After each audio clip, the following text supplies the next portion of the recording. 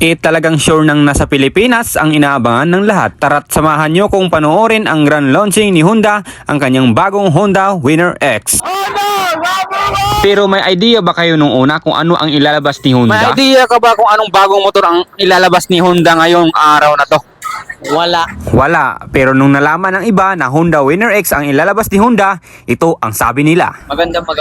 Panalo eh. Dito ginanap sa SM South Mall Las Piñas ang paglabas ng inaabangan ng lahat. Kasama ko pala si Albil, ang angkas ninyong lahat. Tapos, turuan kita paano kumain ng Burger? Ito sa McDo. Ay, Jollibee. Lagi ba sumasakit yung ulo mo? Oh. Ala, baka bobo ka. Para mas masarap, ilalagay mo yan. Anong nasa na yun? Parang ikaw. Pati si Lola napapaindak sa bagong motor ni Honda.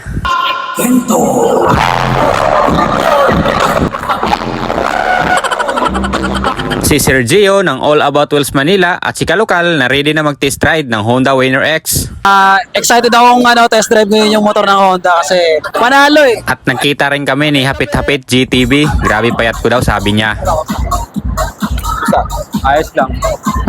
Grabe, nagkita rin kami ng kambal ko sa kapugian sa GMA. Sir David, napapatayin talaga ako. Pare, mahal mo raw ako.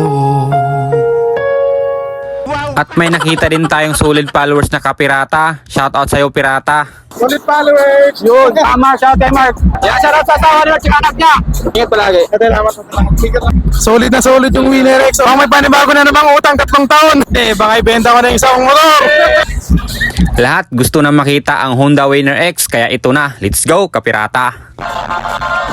On the three super bike of the bike, and the next is the front plate assembly we created to the apply to the V shape. Ang ganda talaga ng Honda Winner X, kaya nagtanong din ako sa ating mga kasama kung anong masasabi nila.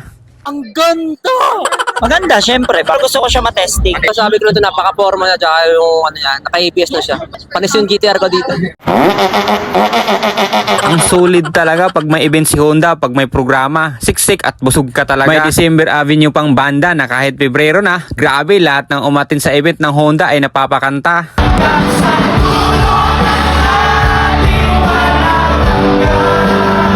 Ang galing!